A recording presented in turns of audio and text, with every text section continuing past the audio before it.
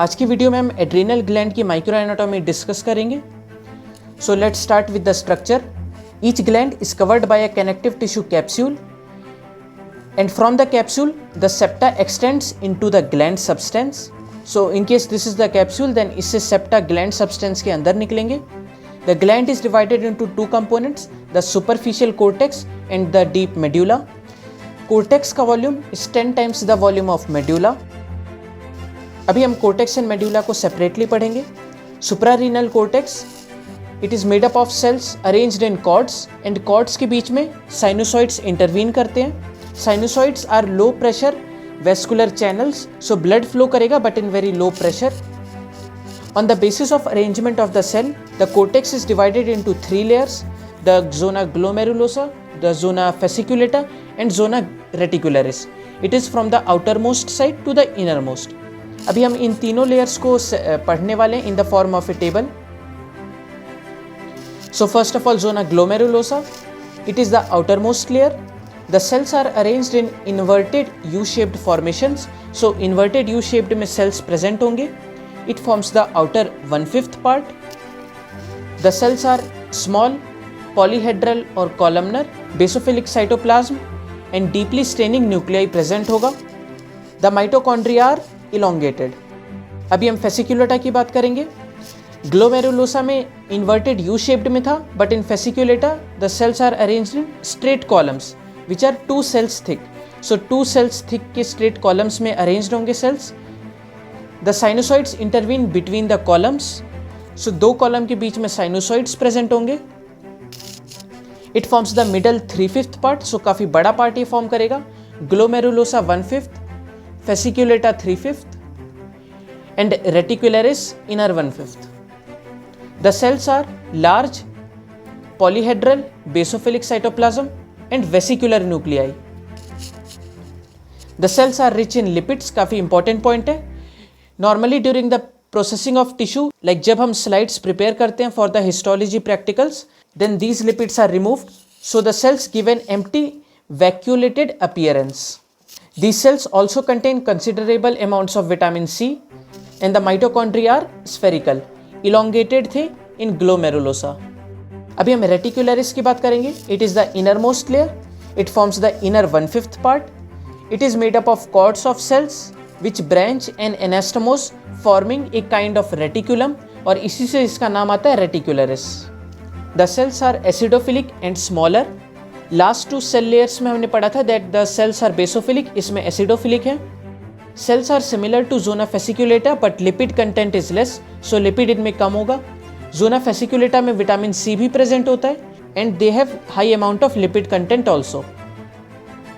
The cytoplasm is eosinophilic.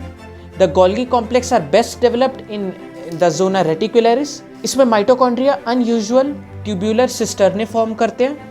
Mitochondria were elongated in glomerulosa, they were spherical in fasciculata and they are in the form of tubular cisternae in reticularis. अभी हम कुछ general features देखेंगे suprarenal cortex के. It is very essential for life. अगर इसका removal या destruction किया then it leads to death unless the hormones are supplied artificially. So जो ये हॉर्मोन्स प्रोड्यूस कर रहा था, अगर उसे हम आर्टिफिशियली सप्लाई करते रहेंगे then we will stay alive. The increased secretion of corticosteroids leads to reduction in the number of lymphocytes. अभी ये हॉर्मोन्स कौन से प्रोड्यूस करता है सुप्रारेनल कोर्टेक्स? सो इसमें सेपरेट लेयर्स के सेपरेट हॉर्मोन्स हैं. Cells of zona glomerulosa produce mineralocorticoids like aldosterone, deoxycorticosterone. The secretion of aldosterone is dependent on renin.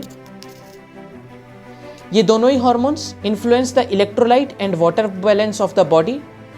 The secretion of hormones by zona glomerulosa is independent of hypophysis cerebri.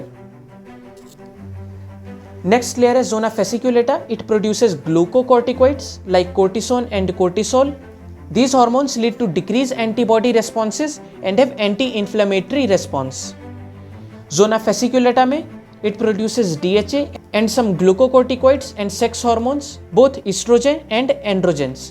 So glomerulosa produces mineralocorticoids. Zona fasciculata produces glucocorticoids. And zona reticularis produces glucocorticoids as well as sex corticoids. अभी हम सुप्रारेनल medulla की बात करेंगे. It is functionally and embryologically distinct from cortex, so ये totally different होगा उससे।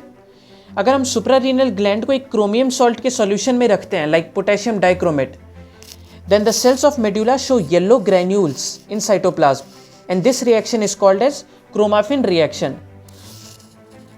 So when we fix suprarenal gland in a solution containing chromium salt, then the cells of medulla show yellow granules, and this reaction is called chromaffin reaction. Cells that give positive chromaffin reaction are known as chromaffin cells or pheochromocytes. ये reaction सिर्फ medulla दिखाता है, cortex नहीं दिखाता है। So suprarenal cortex don't give this reaction. The medulla is made up of groups or columns of cells separated by wide sinusoids. The cells are columnar or polyhedral with basophilic cytoplasm. हमने acidophilic and eosinophilic cytoplasm देखा था zona reticularis में. Cells have abundant granular endoplasmic reticulum. A granular ER was present in cortex. They contain prominent Golgi complex also. The suprarenal medulla is included in APUD system and it is not essential for life. Suprarenal cortex काफ़ी essential था जिसके removal से death भी हो सकती थी. Its function can be performed by other chromaffin cells also. इसीलिए ये उतना essential नहीं है. ये hormones कौन से produce करेगा? So इसके जो cells हैं they are modified post ganglionic sympathetic neurons. So they produce norepinephrine and epinephrine. और ये हार्मोन्स कब प्रोड्यूस करेंगे? जब हमारा सिंपैथेटिक सिस्टम एक्टिवेटेड रहेगा, लाइक ड्यूरिंग एंगर और during stress.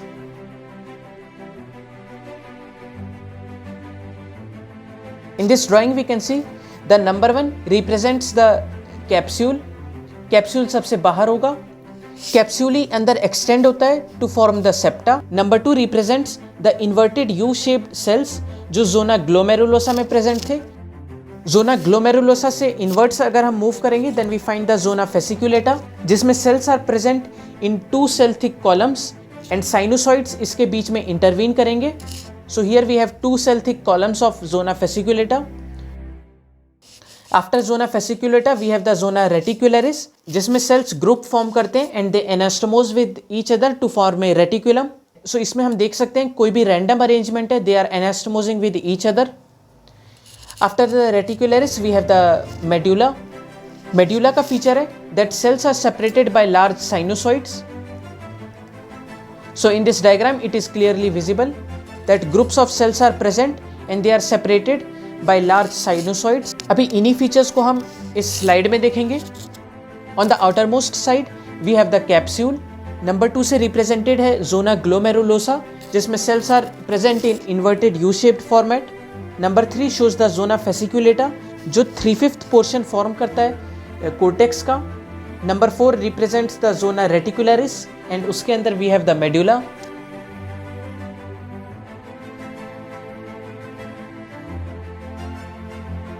This is another slide showing the microanatomy of adrenal gland. So on the outermost side we have the capsule. After the capsule we have the zona glomerulosa. Glomerulosa के बाद we have the 3/5 portion of zona fasciculata. After the fasciculata we have the zona reticularis जिसमें groups of cells एक दूसरे के साथ anastomose करेंगे and after the reticularis we have the medulla जिसमें groups of cells are separated by the large sinusoids.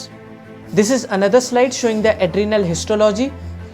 Outermost side पे we have the capsule, उसके अंदर we have the inverted U-shaped zona glomerulosa cells. After that we have the 3/5 portion of zona fasciculata. उसके बाद we have the zona reticularis, groups of cells anastomosing with each other.